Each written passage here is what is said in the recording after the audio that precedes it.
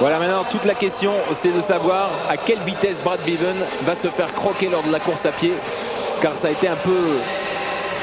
Oh là là, Lessing qui tente quelque chose.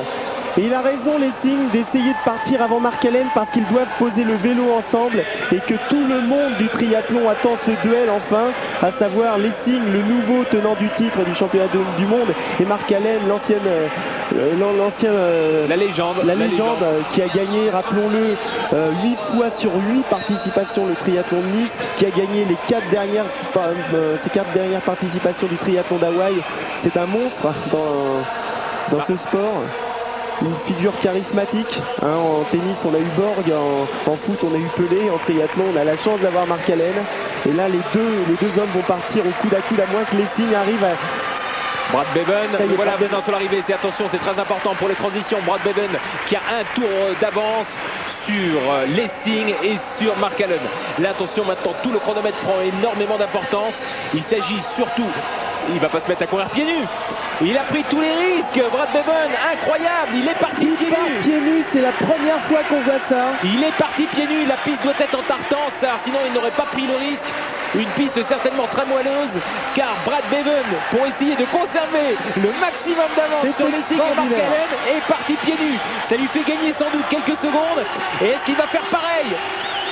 Est-ce que Lessing va faire pareil, Mark Allen? Non, mais non, il perd le temps de la transition. Ils perdent le temps bien sûr de transition, mais de toutes les manières, ils ont automatiquement... Oh là là, c'est extraordinaire.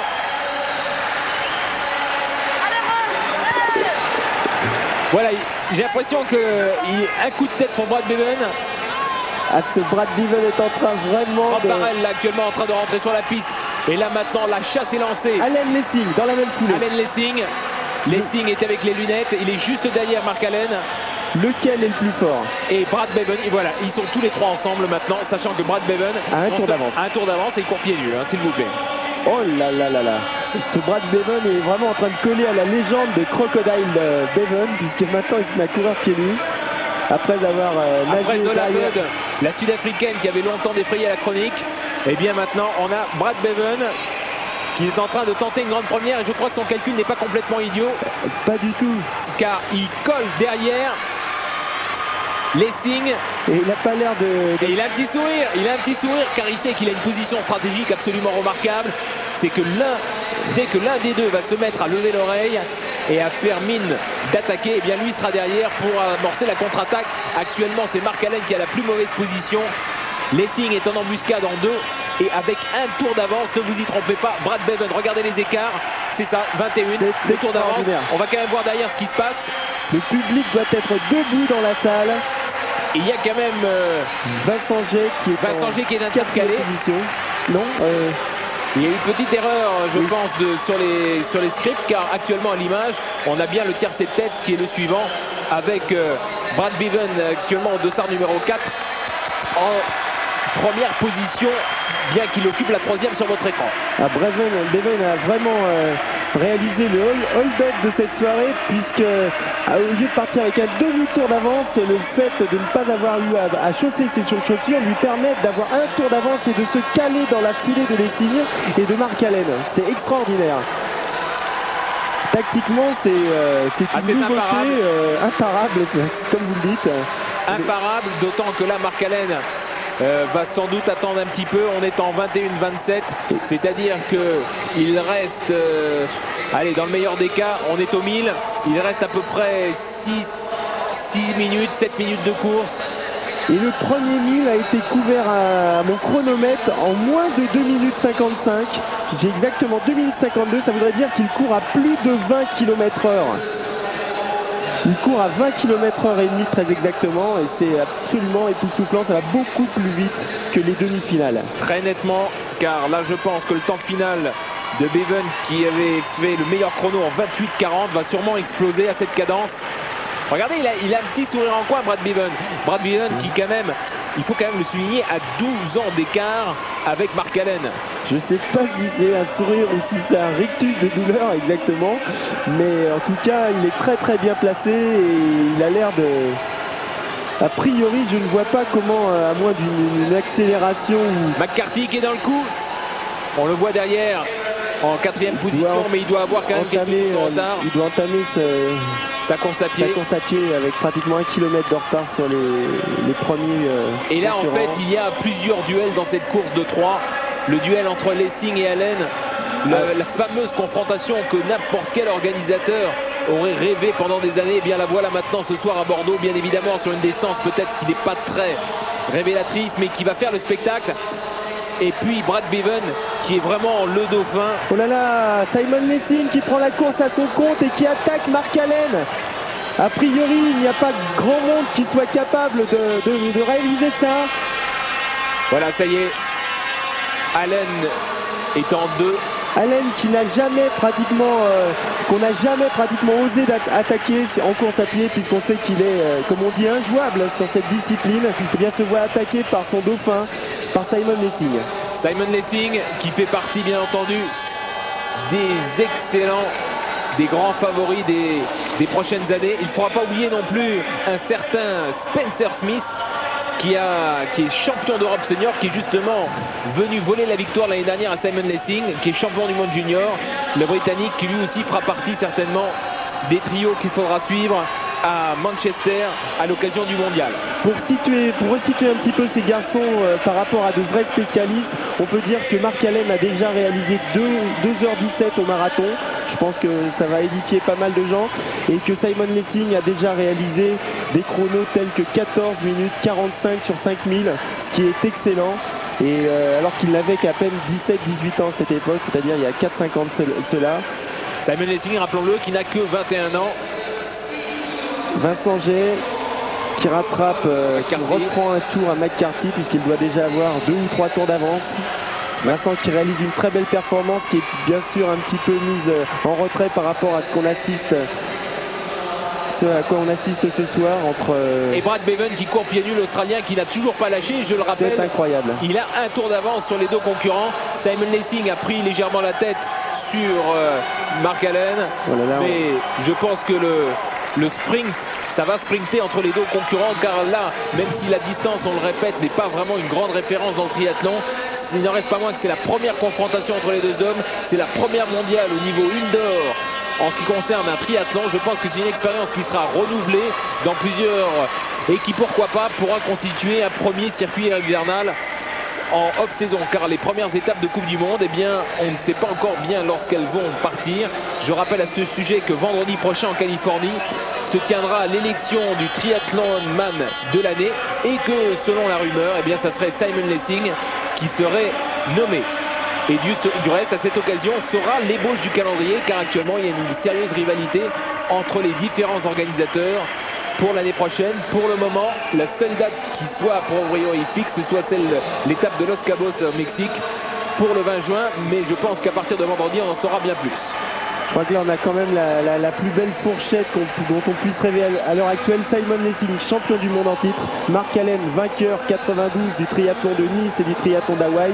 Et Brad Bevan, vainqueur de la Coupe du Monde de triathlon. Je crois que c'est... Il faut rappeler que cette Coupe du Monde se court bien entendu sur la distance olympique. Sur la distance olympique. Et que là, en fait, c'est la confrontation un peu entre les spécialistes de la distance olympique que sont Lessing et Bevan et l'homme de l'Ironman, l'homme des grandes distances, Mark Allen. Pratiquement la légende du triathlon, la légende vivante du triathlon. Une finale rêvée pour cette première de Bordeaux. Et là, j'ai l'impression, et il a un petit sourire, c'est clair. Brad Bevan, il se marre. Il se dit, il est en train de leur jouer un très bon tour. Car le grand duel annoncé, c'était bien sûr Lessing Allen, et lui il est venu semer un peu la panique. Le Hollandais Ron Barrel. Qu'avec son choix tactique, il a complètement modifié les données de la course, parce que et Bevan qui prend. Et Bevan, il est passé devant. C'est incroyable. Il est passé. Incroyable, Brad Bevan qui est allé les croquer et qui va se faire son sprint. Il va se faire son sprint, regardez. Il éclate de rire pratiquement. Et il est pieds nus. Quel panache, il assure le spectacle en plus, Brad Bevan. Il lui reste un tour et en plus il est pieds nus avec panache. Voilà le Beach Boys. C'est extraordinaire. Extraordinaire, il rattrape Patrick Girard. Le garçon du Queensland de Badinba qui termine pieds nus ce premier triathlon indoor. C'est dans son dernier tour. Il vient de larguer Lessing. Il vient de larguer Allen sur qui il a plus d'un tour. Superbe performance de Brad Beven. Et en plus, il s'offre le panache de prendre le drapeau national pour finir ses derniers tours avec. Il nous la joue aux Jeux Olympiques là avec le drapeau national. C'est magnifique. 27-38, il gagne une. Et entre Mark Allen. Maintenant le duel à suivre entre Lessing et Mark Allen, car c'était quand même la grande explication. Il faut absolument que les caméramans reviennent sur la deuxième place. C'est important. Oh là là là là, ils sont en train de faire quelque chose. Entre Lessing et Allen, où est-ce qu'ils sont? Ils sont perdus. Ils sont perdus. Ah, on va les retrouver. Il reste quelques mètres, alors que là, voilà, Lessing qui attaque et Allen. Superbe duel entre les deux hommes. Le sprint, est-ce que Allen va réussir à craquer? Allen, c'est Lessing qui prend tête et c'est Lessing qui passe. La jeunesse qui l'emporte. Lessing qui passe sur un sprint absolument fabuleux devant Allen. C'est superbe. Ah, ces messieurs nous ont offert un spectacle. Et voilà la poignée de main de... Alors là, chapeau bas. Je ne sais pas sur le plan réglementaire si la transition vélo-course de Brad Beven est claire, mais en tout cas, il aura joué un sérieux tour de passe-passe en allant faire sa course pieds nus. Et je pense que si on a l'occasion de l'interviewer, il ne faudra surtout pas manquer de lui demander des nouvelles de ses plantes de pied. Oui, parce que... Et là, pas un regard pour Mark Allen. C'est sévère. Voilà. Lessing, Allen et Barrel. Barrel qui a fait une très belle fin de course. Rob Barrel. Alors que là on suit la fin de Patrick Girard. Je crois que la nouvelle génération a bel et bien repris le flambeau ce soir. C'est la confirmation. Brad Beven, 23 ans. Simon Lessing, 21 ans. Et cette image absolument ahurissante à la fin d'un triathlon de Brad Beven qui se permet de sprinter devant des gens comme Lessing et Mark Allen pieds nus. Et je crois qu'il est important de rappeler également que ces messieurs s'étaient déjà enquillés 400 mètres de natation, 10 km de vélo et 3 km de course à pied lors des demi-finales. Ce sont de superbes athlètes et je crois que Bordeaux bien sûr leur réserve une superbe ovation. Et que le pari de cette première mondiale est parfaitement réussi. Je pense que les sceptiques, effectivement, à la vue de ce qu'on vient d'assister... Voilà le classement général. Allen, Barrel est en 4, Vincent G est en 5, Thomas Elriegel en 6. Volkert en 7. Et nous allons marquer, je pense, une petite pause publicitaire, et nous revenons à Bordeaux pour les dernières images. On se retrouve dans un instant. Eurosport. Bordeaux avec la grande vedette de ce soir, Brad Beven. Brad Beven qui a vraiment marqué cette soirée, qui a marqué cette finale. Et je le rappelle, ça n'a l'air de rien, mais 2 triathlons dans la soirée et surtout en indoor. Éric Plantin, vous qui avez l'habitude surtout de courir en extérieur, de temps en temps vous êtes amené à vous entraîner en salle, il y a quand même une différence dans la respiration, dans la qualité de l'air que l'on respire. Oui, en fait, c'est sûr qu'on est habitué aux grands airs, hein, puisque le vélo c'est une discipline qui se pratique plutôt à la montagne, à la campagne. Mais est-ce que c'est plus dur physiquement de courir en indoor dans ces conditions, de nager? Je vous avouerai sincèrement, je ne sais pas, puisque les seuls entraînements que je pratique à l'intérieur sont les entraînements de natation. Effectivement, la respiration est un petit peu plus difficile. Bon là, en fait, on a un public de passionnés, donc personne ne fume, mais pour peu qu'il y ait quelques gens qui fument, là, ça serait vraiment très pénible à respirer. Mais bien évidemment, on est beaucoup plus à l'aise à l'extérieur. Didier Volkert. Voilà, on peut profiter de l'occasion pour rappeler les prochaines grandes dates. Les premières qualifications de l'Ironman d'Hawaï auxquelles vous allez participer, Éric Plantin? Oui, en effet, qui ont lieu à Lanzarote le 30 mai. Donc Lanzarote, c'est aux Canaries. Et je tâcherai ainsi que beaucoup de participants d'obtenir ma qualification pour l'Ironman d'Hawaï qui aura lieu donc fin octobre. Il y a une première qualification qui a lieu du reste dans l'hémisphère sud. Elle aura lieu dans une semaine en Nouvelle-Zélande. Alors que l'on suit le départ de la natation. Et en fait, Brad Beven va prendre le commandement sans plus jamais le lâcher. Superbe course. Je rappelle que ce soir nous avions la compagnie d'Éric Plantin, 29 ans, de l'US Créteil, collaborateur également à TED Magazine, magazine de triathlon que les spécialistes connaissent bien. De triathlon et de duathlon, je tiens à le préciser, puisque c'est le petit frère du triathlon, à savoir beaucoup d'anciens cyclistes ont des difficultés en natation. Il existe des épreuves qui réunissent que la course à pied et le vélo et qui s'adressent à ces gens-là. Donc il n'est pas nécessaire pour s'adonner aux joies de multiples efforts de savoir nager. Maintenant on peut faire du vélo et de la course à pied simplement.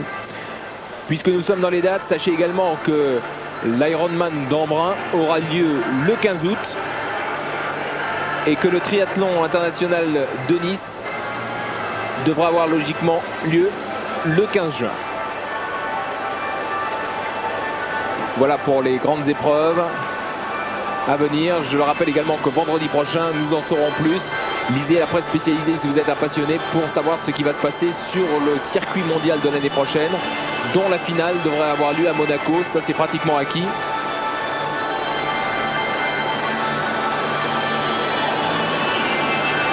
J'aimerais souligner qu'au vu de ce qu'on vient de voir ce soir, le triathlon est un sport qui s'adresse un petit peu, non pas à des surhommes, mais à tout un public, et qu'à partir du moment où on sait nager, pédaler et courir, on peut pratiquer le triathlon.